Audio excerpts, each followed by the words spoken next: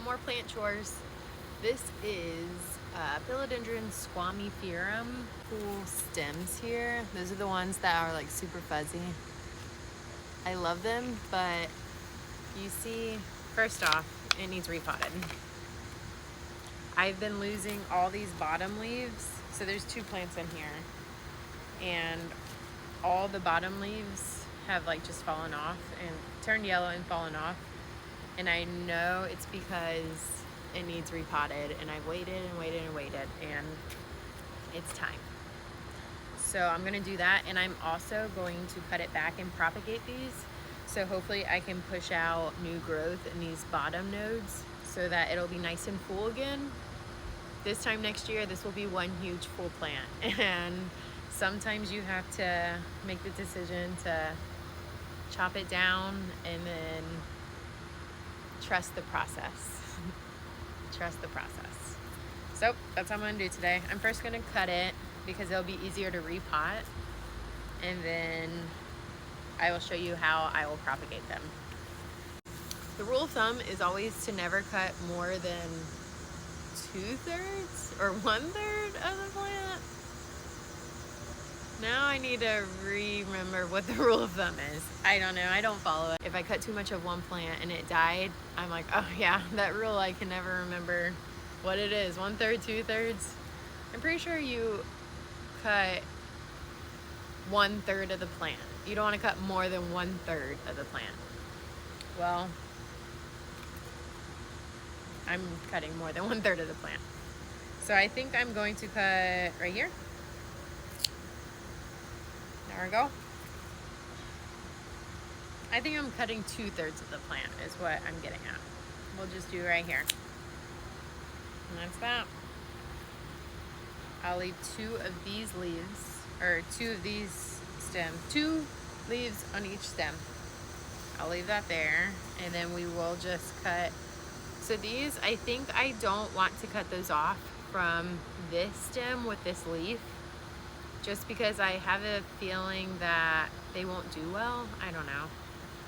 If I can leave these guys on with a leaf, I think it'll be better than not. So I'm just gonna have 2 different propagations on this one. I'm gonna cut this in the middle, and then just have these 2 guys propagating, and then it'll push new growth out at the bottom of these nodes, and then hopefully these nodes, or at least this leaf, will still emerge. Only time will tell. I'm gonna do the same thing with this one, just cut in the middle here.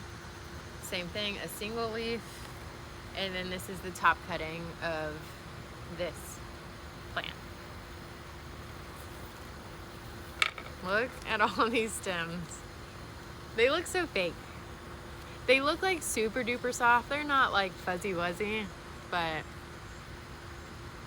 they look like it. It's still pretty cool.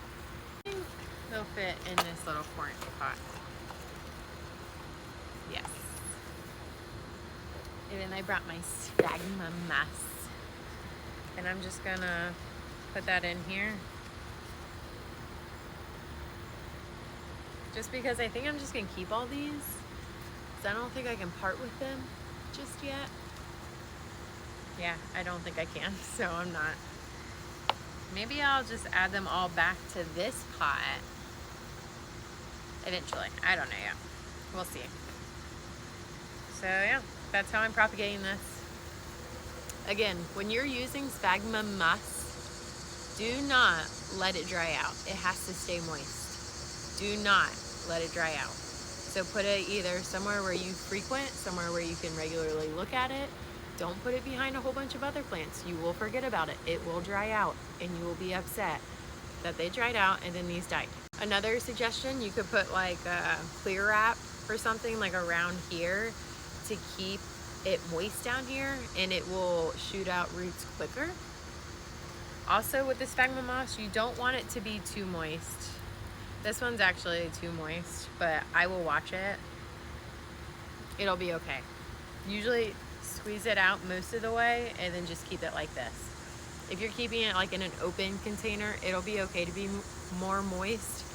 If you're putting sphagnum moss in a closed container, the key to them not rotting is squeezing them out And then that is the perfect moisture level for that kind of propagation way.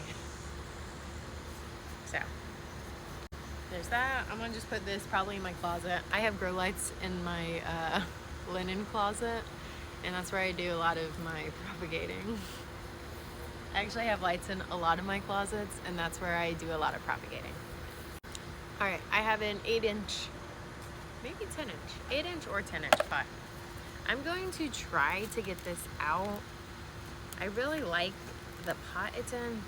I'm cutting it. I don't think I can get it out without damaging roots and keeping the pot, so that makes sacrifices.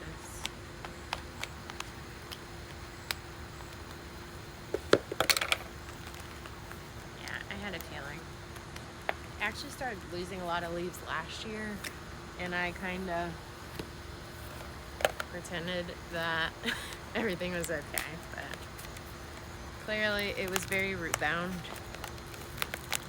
I'm just going to end up tearing all these roots off anyway, but that's okay. Alright, I'm just going to kind of rough it up on the bottom, just because his roots still might grow in the same circle, and I don't want that, because then it'll like not be happy still. I don't know. There's a lot of controversy on roughing up the roots or not, but I think that'll be fine. I'm gonna do that, plopper in this, and then just fill around it with my soil. Also, when you're repotting anything, outside plants, inside plants, if you ever look at the label, it says don't put soil above the soil line. The soil line is like where this plant is, like the top of this is the soil line. So when you're adding more soil in, or like bumping up the pot size, you're really just adding soil around the root ball, not on top of it, unless it needs like a little top off of soil, but this one does not. It's more or less so that when you're watering, the like woody parts over here don't stay moist for too long, because then that will lead to rot, if that makes sense. As I go above the soil line. Not really. It only looks like that because no new soil got on there, but this one also needs a good staking. So whenever I get my wood stakes, I'm gonna stake this together, put a big stake in here, and it'll be good as new. Hopefully it pushes new growth out in all these bottom nodes, all the way up here.